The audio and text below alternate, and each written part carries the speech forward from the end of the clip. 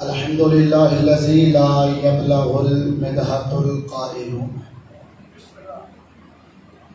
ولا يعصي نعمه اللادون ولا يؤدي حقه المجتهد الذي لا يدركه بعد الهمم ويناله غوص الفتن الذي ليس لصفته حد المحدود ولا نعت الموجود ولا وقت المعدود ولا أجل الممدود فطر الخلائق لقدرته ونشر الضياء لرحمته ومدت لسكون ميدانا لأرضه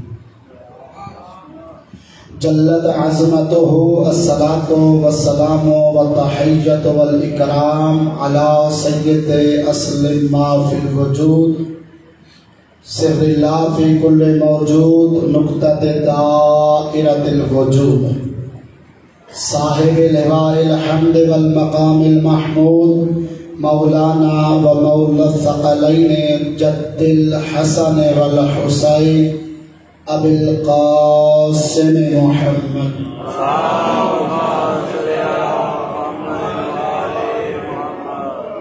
وعلى أهل بيته الطيبين الطاهرين المعصومين المظلومين ألا لعنة الله على أعدائهم من يومنا هذا إلى قيام يوم الدين أما بعد فقد قال الله تبارك وتعالى في كتابه المجيد والفرقانه الحميد وهو أصدق القائلين وهو قوله الحق بسم الله الرحمن الرحيم وما أتاكم الرسول فخذوه وما نهاكم عنه فانتهوا بلندتر الصلوات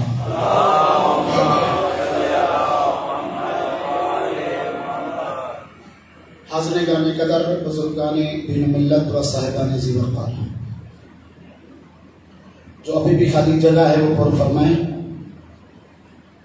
جو خالی جگہ پڑی ہے مہربانی فرمائیں مولا علی کو ہم بلا فضل خلیفہ بھی مانیں درمیان میں فاصلے بھی رکھیں ہاں تو مناسب نہیں ہے جو خالی جگہ ہے پر فرمائیں تھوڑا سا آگے تشریف رکھیں جزاک اللہ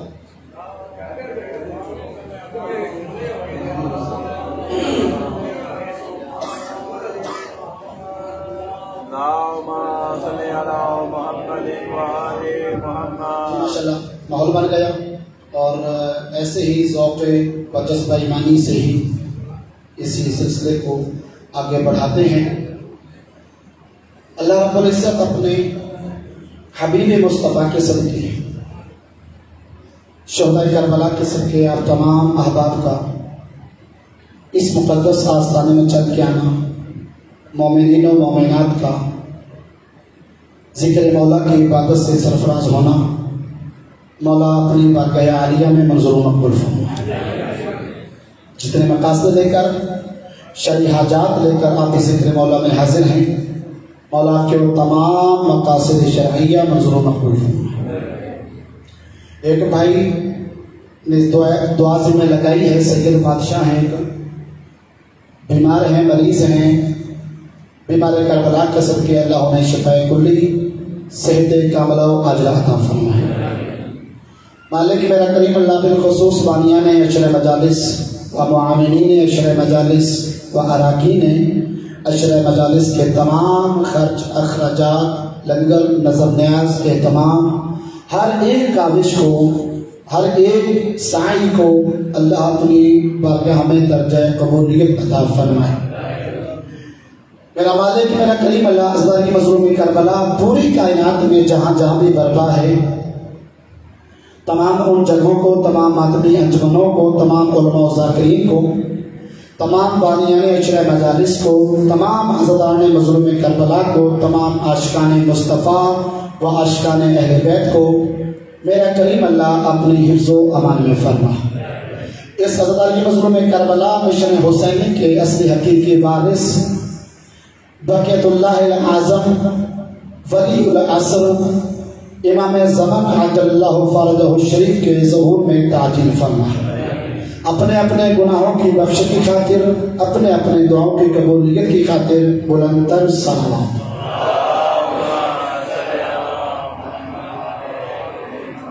حاضرین گرامی قدر، بزرگان دین ملت و صاحبان سی وقار، زندہ رہیے، سلامت رہیے۔ اللہ رب العزت اپنی لا ریب اور بے ڈر کے دان میں ارشاد فرما رہا ہے، جو رسول دے لے لو، جس سے منع کرے رک جاؤ۔ اتباع رسول کا خوبصورت ایک موضوع ہے۔ اگر اتباع رسول ہو گئی تو کربلا بھی سمجھ میں آ جائے گا، مقام اہل بیت بھی سمجھ آ جائے گا۔ اگر اتباع رسول نہ ہوئی تو نہ ہی انسان توحید تک پہنچتا ہے، نہ ہی انسان کربلا والوں تک پہنچ پاتا ہے۔ معصومین کو خالی دعووں کی ضرورت نہیں ہے، اللہ رب العزت کو خالی دعووں کی ضرورت نہیں ہے، یہ تو آنے والے کا مقام و مرتبہ نہیں دیکھتے، معصومین حیثیت نہیں دیکھتے، بلکہ نیت دیکھتے ہیں کہ یہ کیا نیت لے کے آیا ہے۔ تو اس لیے ہماری جو مراد، ہماری جو نیت، ہماری جو حاجت، وہ فقط اور فقط یہی ہے کہ اللہ کو بھی راضی رکھنا ہے، مصطفیٰ کو بھی رکھنا ہے، مصطفیٰ کی اہل بیت کو بھی رکھنا ہے۔ انسان جتنے بھی امور بجا لاتا ہے، امور دینیا، امور شرعیہ، وہ ذاتی مفاد کے لیے نہیں بجا لاتا۔ اس میں بہت زیادہ معاملات ایسے ہیں، انسان کہتا ہے میں روزہ رکھوں تاکہ صحت مند بن جاؤں، جیسا کہ رسول پاک کا فرمان ہے کہ صوموا ان تصحوا، روزہ رکھو تاکہ صحت مند بنو۔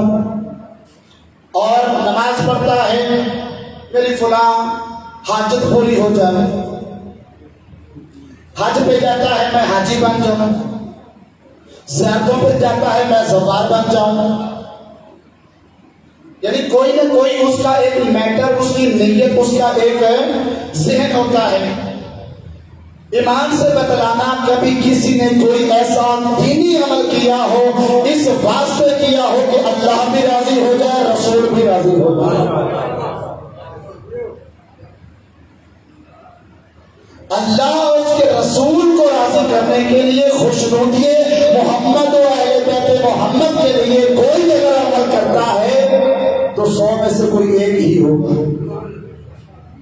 بھائی ہماری حاجات اتنی ہوتی ہیں، ہمارے معاملات اتنے ہوتے ہیں، مشکلات ہی اتنی ہوتی ہیں، پھر ہم کہتے ہیں یہ حاجت حل نہیں ہو رہی، چلو پیر کے پاس چلتے ہیں۔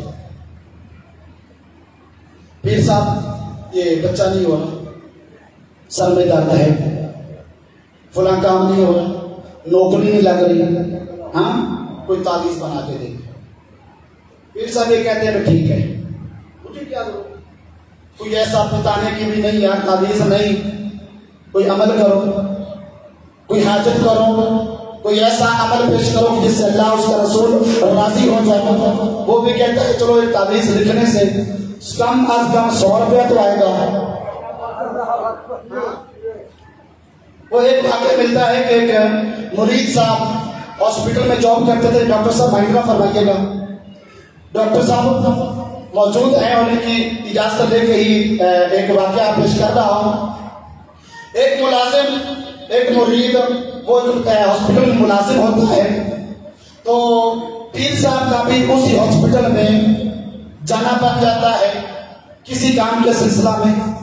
آگے سے مرید دیکھتا ہے ماشاءاللہ جی پیر صاحب آ گئے ہاسپٹل میں، جلدی جلدی اس کے سلام کیا، آداب کیا، احترام کیا اور فوراً کہا جی حکم فرمائیں۔ اتنی لمبی لائن لگی ہوئی تھی، آخر کار اس نے جلدی سے باقی مریضوں کو سائڈ پہ کیا، اس کی پرچی بنوائی، ڈاکٹر صاحب سے چیک اپ کروا کے دوائی لے کے تو ہاتھ باندھ کہا اور کچھ میرے لائق، ہاں اس نے کہا کچھ بھی نہیں، بس مہربانی آپ کی۔ تو مسئلہ کیا تھا؟ یہ مسئلہ تھا مجھے ہارٹ کا پرابلم تھا، اس لیے میں ہاسپٹل آیا۔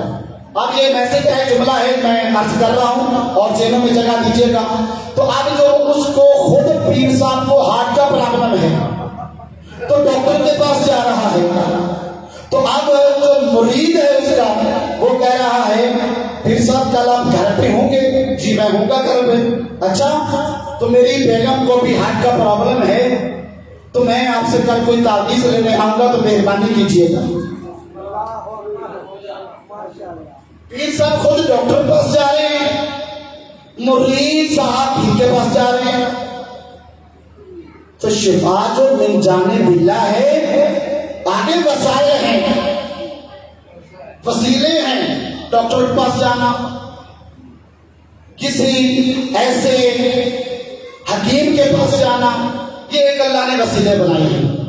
تو خدا کی بارگاہ تک، معصومین کی بارگاہ تک پہنچنے کے لیے اللہ نے جو مستحکم مدلل وسیلے بنائے ہیں وہ معصومین کے وسیلے ہیں۔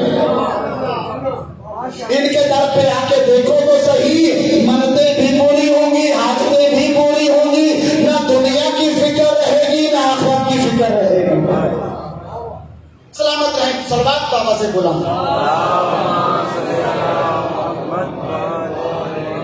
یہ میسج تھا، اس کو ذہن میں جگہ دیجیے گا۔ جو رسول تھے لے لو، جس سے منع کرے رک جاؤ۔ تو رسول پاک نے مکمل ان کی حیات تجربہ، حیات مبارکہ کا اگر مطالعہ کیا جائے تو اللہ قرآن پاک میں فرماتا ہے وَمَا يَنطِقُ عَنِ الْهَوَىٰ إِنْ هُوَ إِلَّا وَحْيٌ يُوحَىٰ، کہ میرا حبیب تو اپنی مرضی سے بولتے ہی نہیں ہے، جو کچھ بھی کہتا ہے میں اللہ کی وحی ہوتی ہے۔ تو وہ رسول معظم جس کی مکمل حیات تجربہ اللہ کی مرضی کے عین مطابق ہے، اس نے جب بھی کوئی قدم اٹھایا، جب بھی زبان کو حرکت دی، اپنی مرضی سے نہیں بلکہ اللہ کی مرضی سے، اسی رسول نے ایک مرتبہ صحابہ کی محفل میں فرمایا مجھے کاغذ قلم دو، میں ایک تحریر لکھ دوں تاکہ تم میرے بعد کبھی گمراہ نہیں ہوں گے۔ تو کہا ان کو لکھنا پڑھنا نہیں آتا، اس کو ہم کاغذ قلم کیسے دیں؟ تو اس کے بعد سب کو قوموا انی کہہ کے بھگا دیا۔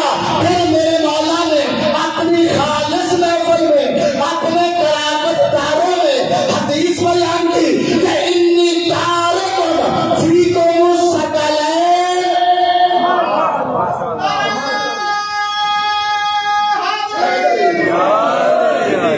سلامت رہے۔ حدیث مبارکہ زندگی کی میرے مولا کی ہر ایک سچائی پہ میں اپنا گھر بار، اپنے بچے، پوری کائنات میں جمع کر دو مولا کے ہر ایک سچائی پہ، کیونکہ صدیق ہیں اور میرے مولا کی زندگی کی جو آخری سچائی اور جو تحریر ہے، جو گفتگو ہے نا رسول معظم کی، وہ یہی ہے کہ روایات میں تواریخ میں ملتا ہے۔ مولا نے فرمایا انی تارک فیکم الثقلین، کتاب اللہ ہے اقرأتی اہل بیت، ان تمسکتم لن تضلوا بعدی حتی علی یرد الحوض۔ توجہ فرمائیے گا کہ کون فرما رہا ہے؟ میرا رسول۔ یہ کیوں دے رہا ہے؟ کیونکہ اللہ پہلے فرما چکا ہے وما اتاکم الرسول فخذوہ، جو رسول تمہیں دے وہ لے لو۔ قرآن کس نے دیا؟ رسول نے دیا، نازل اللہ نے کیا، رسولوں تک صحیفے پہنچے، آسمانی کتب پہنچی، اور جب ہمارے نبی مکرم کے پاس یہ آخری کتاب آئی، یہ ایسی کتاب ہے جس کو سید الکتاب کہا جاتا ہے۔ یہ وہ کتاب ہے کہ جس نے باقی تمام صحیفوں، تمام کتب پر یہ بین کر دیا، وہ اس انداز میں کہ اب قیامت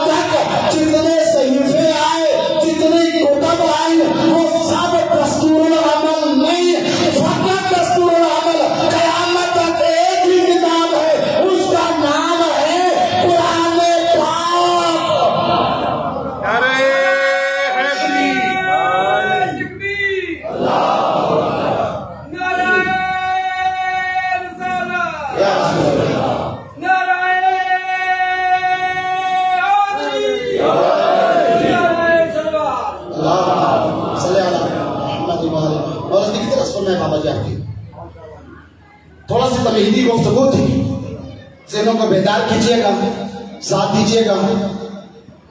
رسول پاک نے ہمیں متعارف کروایا قرآن پاک، دستور العمل دیا، ایک ایسا نسخہ دیا جو معجزہ ہے، جس کے ایک ایک حرف پر اگر بحث کی جائے تو زندگی تمام ہو سکتی ہے۔ مفسرین نے یہ بات لکھی ہے کہ اتنا وسیع ذخیرہ ہے قرآن پاک کہ جس کا ایک ایک حرف تشریح مانگتا ہے۔ وہی قرآن پاک ہمارے لیے کیا ہے؟ ہدی للمتقین، ہدایت ہے متقین کے لیے، دستور العمل ہے ہمارے لیے کہ وہ واحد کتاب ہے کہ جس کو رسول ہمارے درمیان چھوڑ کے گئے۔ صرف کتاب ہی نہیں، کتاب اللہ ہے وعطرت اہل بیت، کتاب بھی چھوڑ کے گئے، اہل بیت بھی چھوڑ کے گئے۔ اب یہ نہیں ہے کہ جو رسول پاک کے لیے اللہ نے فرمایا تھا نا کہ وما اتاکم الرسول فخذوہ، جو رسول تجھے دے وہ لے لو، تو رسول پاک نے ایک قرآن نہیں دیا، ساتھ اہل بیت بھی دی۔ اور رسول پاک فرمانا کیا چاہ رہے ہیں کہ جو بندہ میں نبی مکرم کا کلمہ پڑھتا ہے اس پر واجب ہے جس طرح قرآن کو مانے اسی طرح میری اہل بیت کو بھی مانو۔ نعرہ تکبیر، نعرہ رسالت، نعرہ حیدری، نعرہ سلوات۔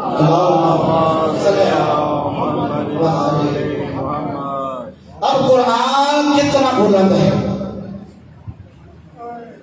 جتنی اہل بیت بلند ہے، اہل بیت کتنے بلند ہے؟ جتنا قرآن بلند ہے۔ قرآن اور اہل بیت میں فرق نہ کرنا ہے، جتنا قرآن رسول اللہ کے نزدیک ہے اتنے ہی اہل بیت رسول اللہ کے نزدیک ہے۔ جس طرح قرآن حق پر ہے اسی طرح اہل بیت بھی حق پہ ہے۔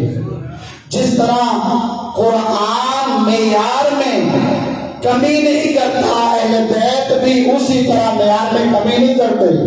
جس طرح قرآن کا احترام واجب اسی طرح اہل بیت کا بھی احترام واجب۔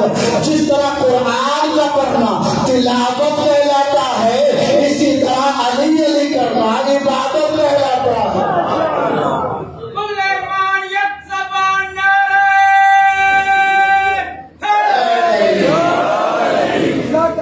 اللہ سلامت رکھے۔ اور جتنا قرآن وزنی اتنی اہل بیت وزنی، جتنا قرآن حق پر اتنی اہل بیت حق پر۔ کیوں؟ اس لیے کہ دونوں کا معیار بھی ایک ہے، قرآن و اہل بیت، دونوں کی جستجو بھی ایک ہے، دونوں کی گفتگو بھی ایک ہے، دونوں کا معیار بھی ایک ہے، دونوں کی گفتار بھی ایک ہے، دونوں کا علم بھی ایک ہے، دونوں کا علم بھی ایک ہے، دونوں ہم وزن چیزیں ہیں، دونوں ہم رنگ چیزیں ہیں، دونوں ہم بلا چیزیں ہیں۔ بابا سچ پوچھو دونوں کی رحمت بھی ایک ہے، دونوں کی لعنت بھی ایک ہے۔ سلامت رہیں اور سلامتیاں دیں۔ اب آگے شاد رہنا تو کسی کی نہیں کرنا ہوتا ہے، نہ کرنا قرآن و اہل بیت میں کبھی فرق نہ کرنا، دونوں رسول اللہ کے نزدیک ہیں۔ اب اگر کوئی بندہ دنیاوی کتاب کو دستور العمل بنا لے، اللہ کی کتاب کو چھوڑ دے، دنیاوی کتاب کو دستور العمل بنا لے، یا ایسے کیوں نہ کہوں قرآن کو سائڈ پہ رکھ کر چھوڑ کر ترک کر کے وہی بندہ دنیاوی کتاب کا سہارا لے لے، جو کچھ یہی ہے، عقیدت کو تابع کیا کہو گے؟ دائرہ اسلام سے خارج؟ جس نے قرآن کا انکار کیا دائرہ اسلام سے خارج، کفر کا فتویٰ لگ جائے گا۔ اور اگر کوئی لے آئے تو دائرہ اسلام سے خارج کر دیتے ہیں، اگر کوئی اہل بیت کے مقابلے میں کوئی نفس لے آئے تو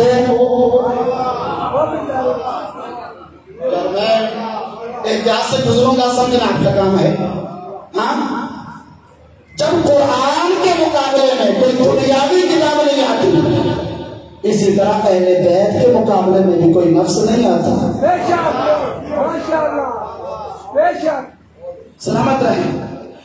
کیوں؟ اگر کوئی قرآن کے مقابلے لے آئے تو دار اسلام سے فارغ، اگر کوئی اہل بیت کے مقابلے میں لے آئے تو پھر اس کو عزت مقام نہ دو.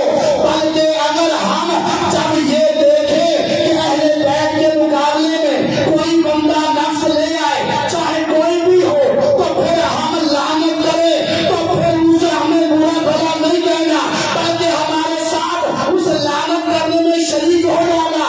اس لیے اگر تم شریک نہ ہوئے تو پھر تم قرآن کے منکر نہیں بلکہ رحمان کے بھی منکر ہو جاؤ.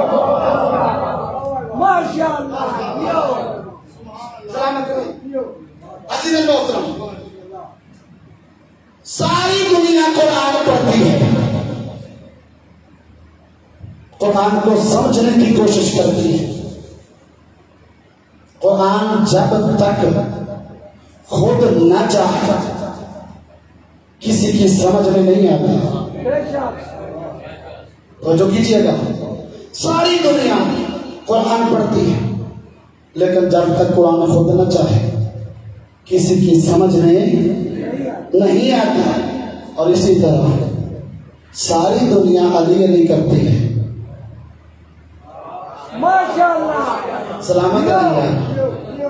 ساری دنیا علی علی کرتی ہے لیکن جب تک علی خود نہ چاہے کسی کی سمجھ میں نہیں آ سکتا. اور اگر سمجھ میں آنا چاہے تو گلی میں پھرتے ہوئے کوہنور کی سمجھ میں آ جائے. گلی میں پھرتے ہوئے علی کوہنور کی سمجھ میں آ جائے.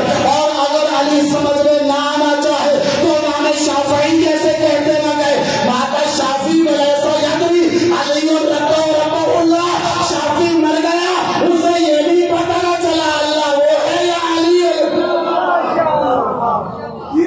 سلامت رہیں. تو یہ بھی فیصلہ نہیں، لیکن یہ ہمارا عقیدہ نہیں، نصیریوں کا عقیدہ. ہم نصیریوں پہ لعنت بھیجتے ہیں، لیکن ایک امام شافعی کا عقیدہ بتایا ہے. عزیزاً محترم، واجب الاحترام سادات مومنین، اہل بیت بہت بلند ہے. کس نے دیا؟ رسول اللہ نے. قرآن کس نے دیا؟ رسول اللہ نے. اور ہم نے کیا کیا؟ جن لوگوں نے کہا حسبنا کتاب اللہ، ہمارے لیے اللہ کافی ہے، ہمارے لیے اللہ کی کتاب بھی کافی ہے، ہمیں کوئی ضرورت نہیں ہے کسی اور نفس کی، ہمیں کوئی ضرورت نہیں ہے کسی اور کتاب کی. تو ان کے لیے کہہ رہا ہوں رسول پاک نے جو 2 چیزیں دی تھی، قرآن بھی دیا ہے، رسول پاک نے اہل بیت بھی دی ہے. تو دونوں کو ساتھ لے کے چلے گا. جب اہل بیت کو چھوڑو گے تابی ٹھکانا جہنم بن جائے گا، اگر قرآن کو چھوڑو گے تو تابی ٹھکانا جہنم. یہاں پہ ایک اسی حدیث پاکہ میں ایک لفظ قابل غور ہے، ماں ایک تمسک، ان کے ساتھ تمسک رکھو. تمسک کسے کہتے ہیں؟ اگر سب موجود ہیں اور ان کی موجودگی میں ہی میں عرض کروں، تمسک کا معنی کیا ہے؟ تمسک کسے کہا جاتا ہے؟ جتنی بھی لغتیں ہیں ہر ایک زبان کی، اور چونکہ یہ معنی عربی کا ہے تو عربی لغت کا سہارا لیا جائے گا. اب تمسک کے صاحب المنجد نے لکھا ہے نا، عربی کی لغت ہے المنجد. جو المنجد نے تمسک کا معنی لکھا ہے کہ تقریباً ہمارے پنجاب میں تو یہ چیز پائی جاتی ہے، پتہ نہیں یہاں پہ ہے یا نہیں ہے. ایک کیڑی ہوتی ہے، کیڑی، اس سے چھوٹا سا بڑا ایک کیڑا ہوتا ہے، مکوڑا. مکوڑا سے ادھر سے بولا جاتا ہوگا مکوڑا.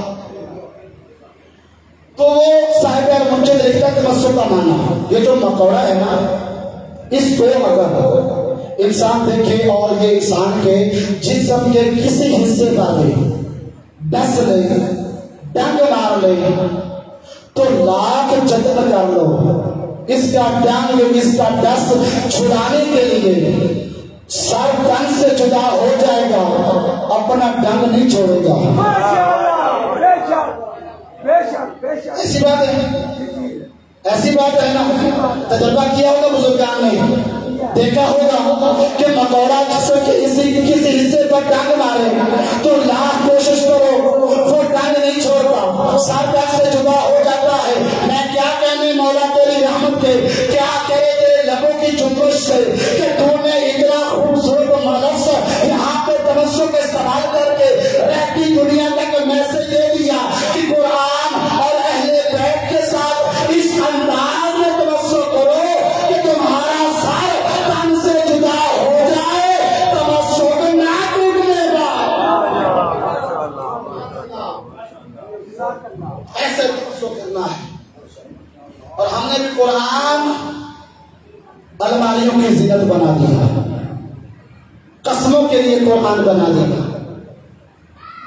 قسم اٹھانے کے لیے قرآن کو اٹھاؤ بھائی، چوری نہیں کی، قتل نہیں کیا، قرآن اٹھاؤ۔ خدا را قرآن بندے مارنے کے لیے نہ پڑھو، قرآن زندگیاں دیتا ہے۔ قسموں کے لیے استعمال نہ کرو، ہدایت کے لیے کرو۔ اور ہم تقریباً یہ جتنے بھی میرے سامنے بچے تشریف فرما ہے، نوجوان نسل ہے، باقی یہ والدین کی ذمہ داری بنتی ہے۔ جب والدین اپنے بچوں کو سکول کے لیے، ٹیوشن کے لیے اتنا ہائی الرٹ کرتے ہیں بچوں کو، اتنا قرآن کے لیے نہیں کرتے۔ جتنا خرچہ سکول کی تعلیم کے لیے کرتے ہیں اتنا دینی تعلیم کے لیے نہیں کرتے۔ ادھر پیسے خرچ ہوتے ہیں، یہ مفت میں ملتا ہے، مفت کی ویسے بھی قدر نہیں ہوتی۔ وہ ایک بندہ بازار گیا نا تو ایک بزرگ تھا، اس کا سامان نہ بکا ریڑھی پہ، آخر کار اس نے شام کا ٹائم دیکھا، پھر اس کو لے جاؤں گا گھر میں جا کے پھر خراب ہو جائے گا، کل کو پھر کو لے یا نہ لے، اس نے آواز لگانا شروع کر دی، مفت لے جاؤ، مفت لے جاؤ، مفت لے جاؤ۔ ایک بندہ چوکھے کھڑا تھا، بہت ہی غریب تھا، اس ریڑھی پہ آیا، اس نے کہا بابا جی کیا ریٹ ہے؟ اس نے کہا مفت لے جاؤ۔ اس نے کہا یار کچھ تو رعایت کرو۔ ہاں وہ پہلے سے مفت دے رہا، پھر کہہ رہا کچھ تو رعایت کرو۔ دین مفت میں مل رہا ہے، قدر نہیں ہے۔ علماء کی محنتی خرچ ہوئی ہے۔ علماء جیسے ایک انجینئر ڈاکٹر اتنا خرچہ کر کے یہ اس نیچ پہ پہنچتا ہے نا، علماء بھی معیار میں کم نہیں ہیں، بلکہ ڈاکٹر انجینئر سے بلند ہیں۔ معیار ان کا بلند ہوتا ہے علماء کا، ہم لوگ قدر نہیں کرتے۔ بس ٹھیک ہے پیش نمازی ہے نا، نہیں کرتا ہماری، بلکہ اکثر ایک عالم دین بیان کر رہے تھے، بات لمبی نہ ہو جائے، کہ عالم دین میپ کا کام کرتا ہے۔ ہم جتنے بھی اینڈرائڈ موبائل استعمال کرتے ہیں، میپ کو سمجھیں گے میپ کیا ہوتا ہے۔ میپ جو بزرگ ہیں، جو جن کے اذہان تک یہ بات نہیں پہنچی ہوئی، نالج میں نہیں ہے، میپ کیا کام کرتا ہے کہ اگر انسان نے کہیں جانا ہو تو راستہ میپ کے ذریعے، گوگل یا واٹس ایپ میپ کے ذریعے وہ انسان راستہ دیکھ لیتا ہے، کتنے کلومیٹر ہے، کتنے ٹائم تک پہنچو گا، اور وہ میپ بتاتا ہے تو راستہ بتا دے گا۔ لیکن ڈرائیونگ کے دوران کوئی مسٹیک ہو گئی، راستہ میپ کے ذریعے آپ نہیں چل رہے، تبدیل کر دیا، میپ پھر سہارا لے گا، میپ پھر سہارا لے گا اور اس کو اسی واپس راستے پر کسی اور طریقے سے، کسی اور لوکیشن سے واپس پہنچائے گا۔ ایسی بات ہے جن لوگوں نے میپ کے ذریعے سفر کیا ہوگا وہ تائید فرمائیں گے۔ اور اسی طرح وہ علماء ہے، اگر ہم سے کوئی غلطی ہو جاتی ہے، ہم کہتے ہیں مولانا صاحب یہ کام کر بیٹھا ہوں، غلطی ہو گئی، اب اس کا کوئی رائے آپ بتائیے گا. اب مولانا صاحب دیکھیں گے اس کا رائے کیا ہے. ہاں بھی بندہ گناہ سے بچنا ہے, سزا بھی نہ ہو, ٹھیک بھی ہو جائے. ہاں اسی راستے پہ مولانا صاحب پھر لے کے آتے ہیں. غلطی انسان سے ہوئی ہے تو وہاں پہ علماء بہترین کام کر رہے ہیں. مکتب کے ذمہ دار شخصیات ہیں. ہمارا مکتب الحمدللہ مضبوط ہاتھوں میں ہے. اگر غیر ذمہ دار ہاتھوں میں ہوتا تو آج ہمیں مکتب یہ اسی انداز میں نظر نہ آتا. یہ میسیج تھا, پیغام تھا. میری گفتگو تقریباً میں ایک مجلس پڑھوں, اشرا پڑھوں, تو میری عادت ہے کہ میں کچھ چیزیں ایک اصلاحی فکری بیان کرنا ہوتی ہیں تاکہ ایک بندے کے پلے بعد یہ بات آ جائے, ذہن میں رکھ لے, عمل کر لے, ذریعہ نجات ہو جائے گا. بس محترم اس کو یہاں سے سن کے یہاں سے نکالنا نہیں ہے بلکہ ذہن میں رکھ کے سوچنا ہے, پلے باندھنا ہے, عمل کرنا ہے. اور بچوں کو دنیاوی تعلیم کے ساتھ ساتھ دینی تعلیم لازم ہے. جو رسول پاک کا فرمان ہے طالب العلم فریضۃ علی کل مسلم و مسلمہ, علم کا حاصل کرنا مسلمان مرد عورت پر واجب ہے. وہ کون سا علم ہے؟ روز معاشر یہ نہیں پوچھا جائے گا میٹرک کی ہے یا نہیں کی, بتائیے گا. کسی عالم دین نے بتایا آج تک؟ کسی تاریخ میں ملا, کسی حدیث میں ملا کہ آپ نے انجینئر کی ہے یا نہیں کی, آپ کے پاس ڈاکٹری کی سند ہے یا نہیں ہے, آپ کے پاس ڈپلوما ہے یا نہیں ہے. یہ نہیں پوچھا جائے گا بلکہ دین کے بارے میں پوچھا جائے گا. اور دین جب ہمیں ہماری تحریر پر مفت میں آسان مل رہا ہے, ہم دور کیوں بھاگ رہے ہیں؟ اس لیے کمیاں ہماری ہیں, ہمارے اندر دین نہیں پہنچا, ہم نے دین کو نہیں سمجھا, ہم دنیاوی لالچ میں پڑ گئے, دنیاوی رنگینیوں میں مست ہو گئے اور ادھر ہی چلے گئے. لیکن ہمارے بچوں کو آج تک یہ ریسرچ کر کے دیکھ لو کہ ہمارے بچوں کو اداکاروں کے نام یاد ہے, ہمارے بچوں کو کرکٹروں کے نام یاد ہے, ہمارے بچوں کو فنکاروں کے نام یاد ہے. لیکن افسوس کی بات ہے, ایسی بات ہے کہ ہمارے بچوں کو معصومین کے نام بھی یاد نہیں.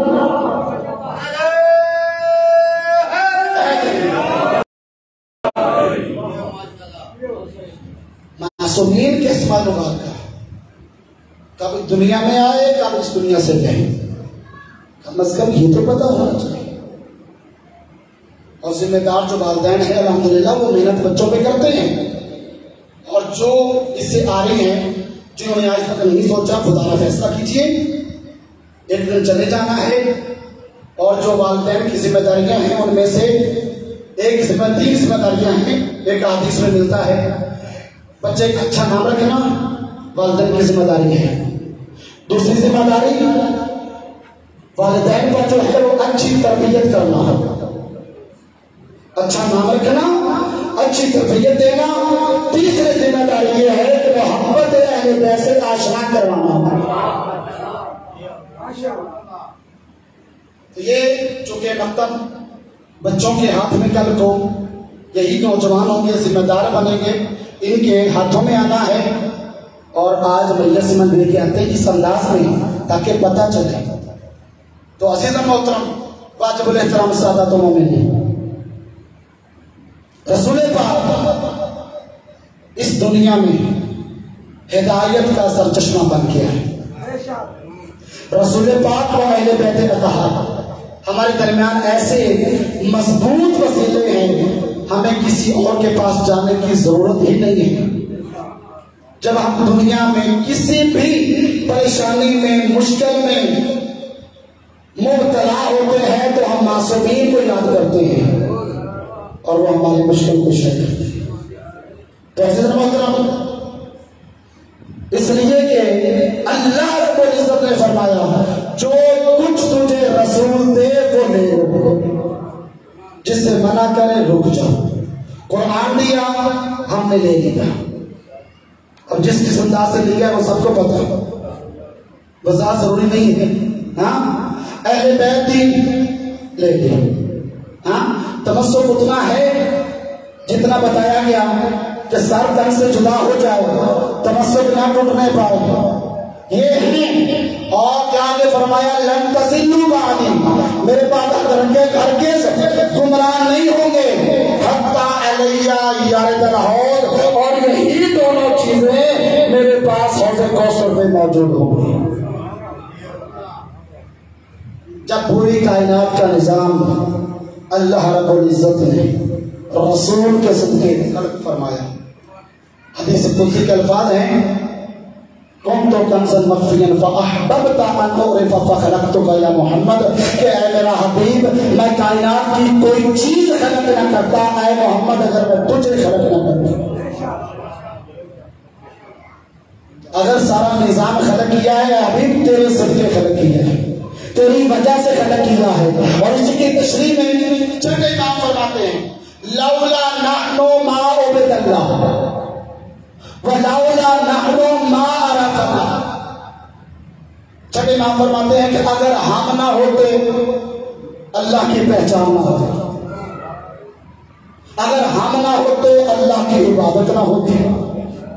مطلب اللہ کی پہچان کا ذریعہ بھی اہل بیت بنے اللہ کی عبادت کا ذریعہ بھی اہل بیت بنے.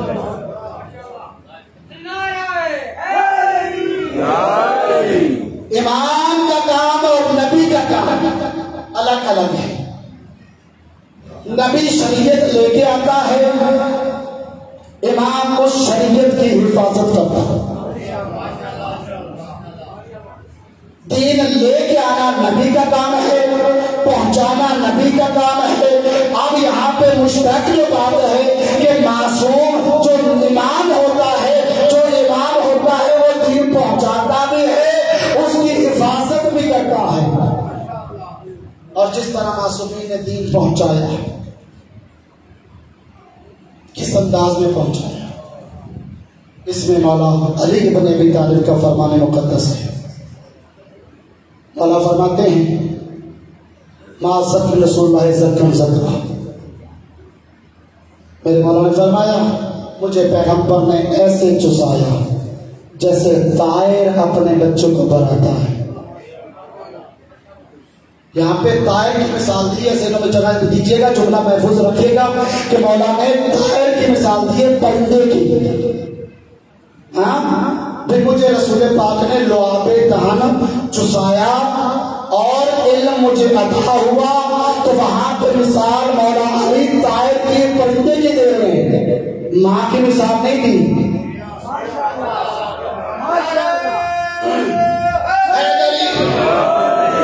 پرندے کی مثال دے رہے ہیں. کیوں پوچھا گیا معصوم سے مولا پرندے کی مثال کیوں دی ماں کی مثال کیوں نہیں دی.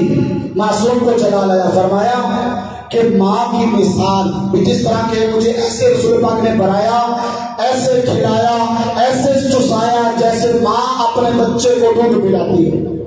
ایسے نہیں کہا جیسے طائر اپنے بچے کو بھراتا ہے. پرندے کی مثال دے کر یہ واضح کیا. پوچھا گیا تو معصوم فرماتے ہیں ماں اور پرندے میں اتنا فرق ہے کہ ماں جو غذا کھاتی ہے نا پریکٹیکلی طور پہ بچے کے منہ میں نہیں جاتی.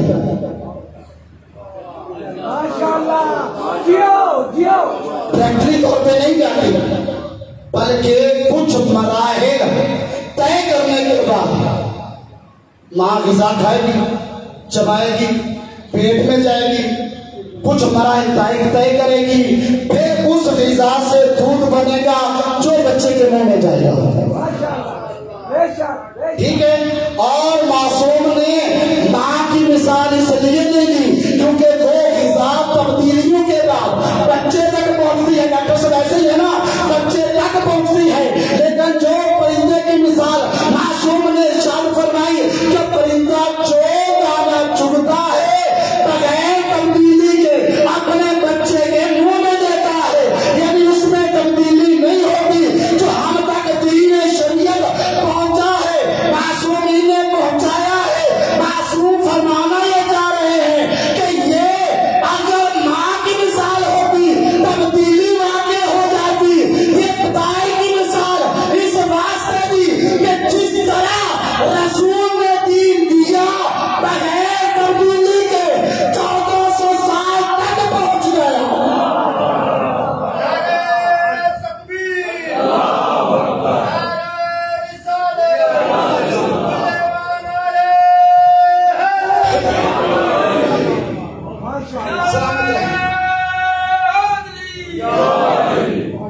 شریعت ہمارے پاس جو محفوظ ہے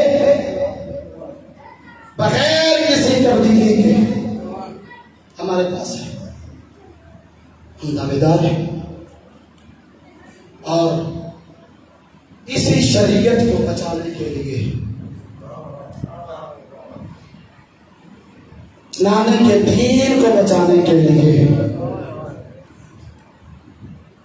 سب کچھ قربان کر دیا تمہارے میرے مولا حسین نے۔ عزاداروں، رونے کے ایام ہیں، کوشش ہوتی ہے بھی اصلاحی باتیں بھی کچھ ہو جائیں، ذہنوں میں جگہ دیا کریں، کیونکہ مجلس حسین درس ہے کربلا کا، کس سے کچھ لے کے جایا کریں۔ عزاداروں، جہاں کل مسائل میں نے چھوڑے، مولا حسین نے یہی فرمایا تھا نا عباس، نہ مدینہ میرا مقتل ہے، نہ ولید میرا قاتل ہے۔ مولا عباس نے عرض کی، مولا میرے آقا، ٹھیک ہے، نہ مدینہ آپ کا مقتل ہے، نہ ولید آپ کا قاتل ہے، لیکن بنو جوانان بنو ہاشم کی فوج لے کر جائیں، مدینے والوں کو پتہ چلے حسین آباد کتنا ہے۔ اجرکم اللہ۔ مولا نے فرمایا بلا لو، سب کو بلا لیا، دربار کی طرف چلے۔ جب کچھ قدم رہ گئے تھے نا، مولا نے پیچھے مڑ کے کہا، عباس مجھے ولید نے اکیلے دربار میں بلایا ہے، لہذا میرے ساتھ کوئی دوسرا میرا رشتہ دار نہ آئے، میں اکیلا ہی جاؤں گا۔ عزاداروں، سمجھنے کی بات ہے، جیسے اتنا لفظ کہا مولا آگے بڑھنے لگے، چند قدم اٹھائے ہیں نا، پیچھے سے قدموں کی آہٹ سنائی دی۔ مولا نے پیچھے مڑ کے دیکھا، کمرے بنی ہاشم ام البنین کا چاند۔ میرے مولا نے کہا، عباس میں نے منع نہ کیا تھا، میرا کوئی رشتہ دار نہیں جائے گا، میں اکیلا جاؤں گا۔ قدموں پر ہاتھ رکھ کے کہتا ہے، مولا میں آپ کا رشتہ دار تو نہیں، میں تو آپ کی کنیز کا بیٹا ہوں، میں آپ کا رشتہ دار نہیں ہوں، میں آپ کا غلام ہوں۔ مولا وہ دیکھو نا ولید کے پیچھے اس کا غلام جا رہا ہے، مجھے بھی اجازت دے دو۔ مولا نے فرمایا نہیں، میں اکیلا جاؤں گا۔ مفصل موضوع ہے، آگے سفر طویل کرنا ہے۔ دربار میں پہنچے، ولید بے غیرت اللہ لعنت کرے اس نے امیر شام کے مرنے کی اطلاع دی، یزید کی بیعت کا مطالبہ کیا، اللہ لعنت کرے اس پر۔ میرے مولا نے وہی پہ ارشاد فرمایا، مثلی لا یباجیعو مثلہ، مجھ جیسا اس جیسے کی بیعت نہیں کر سکتا۔ یہ ایک میں حسین ابن علی کی بیعت نہیں، بلکہ کل انبیاء کی محنت ہے اس بیعت میں۔ عزاداروں، ایک ملعون ہے، اس نے کیا کیا، اشارہ کیا، سر تن سے جدا کر بیعت نہیں کر رہا حسین کو۔ جیسے ہی مولا نے اس کے اشارے کو دیکھا نا، فوراً نعرہ تکبیر بلند کیا۔ ابھی اکبر کی اللہ اکبر کی راہ ختم نہ ہوئی تھی، سب سے پہلے جو نوجوان پہنچے ہیں وہ عباس اور علی اکبر، ننگی تلواریں لے کے میدان دربار میں پہنچے۔ عزاداروں، یہ ایسا تعلق رشتہ مضبوط رہا، کربلا تک نہیں چھوٹا۔ عزاداروں پورا حسین گھر میں آئے، گھر میں آ کے سب کو اعلان کیا کہ اب مدینہ رہنے کے قابل نہیں رہا۔ کون ہے جو حسین ابن علی کا ساتھ دے؟ سید سجاد آگے بڑھے، کہا مولا میرے بابا میں آپ کا بیٹا ہوں، میرے لیے کوئی حکم ہے تو حکم فرمائے، مجھے کیا کرنا ہے، میں آپ کا بڑا بیٹا ہوں۔ میرے مولا حسین نے کہا سجاد جہاد دو طرح کے ہیں، کون سا جہاد لے گا؟ مولا سجاد رو کہتے ہیں بابا ذرا وضاحت فرمائے۔ میرے مولا حسین نے کہا ایک ہے جہاد اکبر، ایک ہے جہاد اصغر۔ سید سجاد رو کے کہتے مولا ان کی وضاحت فرمائے۔ میرے مولا حسین نے کہا جہاد اصغر یہ ہے کہ میدان کربلا میں 3 دن کی بھوک پیاس میں شہید ہو کے دریا کے کنارے سو جانا۔ مولا جہاد اکبر کیا ہے؟ میرے مولا رو کے کہتے ہیں ننگے سار ماں بہنوں بیٹیوں کے ساتھ شرابیوں کے دربار میں، کبھی اس بازار کبھی اس دربار جانا بیٹا سجاد جہاد اکبر ہے۔ اللہ مولا سجاد رو کہتے بابا میں آپ کا بڑا بیٹا ہوں، جو بڑا جہاد ہے نا میرے حوالے کر دو۔ اللہ مولا نے ہاتھوں کو قبول فرمائے۔ یہ جناب زہرا کی امانت ہے، آنسو رومال لے کے آتی ہے جب کوئی مومنین گریا کر رہے ہوتے ہیں، ان آنسو کو زمین پہ گرنے نہیں دیتی۔ جنت البقیع سے جو آنسو رومال لے کے آتے آنسو سے بند کر کے واپس جنت میں چلی جاتی ہے۔ جب روز معاشر یہ ہوگا نا تو وہی مومنین کے گریا کیے ہوئے آنسو، مسائل میں بہائے ہوئے آنسو جناب زہرا شفاعت کے لیے پیش کرے۔ آج حکم اللہ جناب زہرا کی امانت ہے آنسو۔ عزادارو جیسے ہی اتنی بات کہی نا جناب شریکت اور حسین آگے بڑھی، دوسرے مرحلے میں کہا بھیا میرے لیے کیا حکم ہے، میں بھی تمہارے ساتھ عراق جانا چاہتی ہوں، مدینہ تیرے ساتھ چھوڑنا چاہتی ہوں۔ میرے مولا حسین رو کے کہتے ہیں بہن زینب میں جانتا ہوں تیرا شوہر عبداللہ موجود ہے، جب تک تجھے اجازت وہ نہیں دے گا نا میں تجھے نہیں لے جا سکتا۔ انہی قدموں پہ واپس گھر پلٹی، جناب عبداللہ کو دیکھا، رو کے کہتی ہے یا ابن عم، اے میرے چچا کے بیٹے، آپ کو پتا ہے دین پہ مشکل وقت آ گیا، دین مشکلات کا شکار ہو گیا، میرے بھیا حسین مدینہ چھوڑ رہے ہیں، عراق کا مسلمان بھی عطا کر لیا ہے، اور اے چچا کے بیٹے تو یہ بھی جانتا ہے کہ جب میرے بابا نے تیرے ساتھ میرا نکاح کیا تھا نا تو یہ شرط رکھی تھی کہ جب اس کا بھیا حسین مدینہ چھوڑے گا اے عبداللہ تو اس کی بہن کو منع نہیں کرے گا۔ اگر پھر بھی تو نے مجھے اجازت نہ دی نا اے چچا کے بیٹے تو پھر اتنا یاد رکھنا ادھر سے بھیا کا قافلہ نکلے گا، ادھر سے زینب کا جنازہ نکلے گا۔ عزادارو جناب عبداللہ نے کہا میں نے کب منع کیا، یہ بھرا گھر ہے، جو لے جانا چاہتی ہو لے جاؤ۔ آزاد اور تاریخ کے جملے ہیں، جناب زینب نے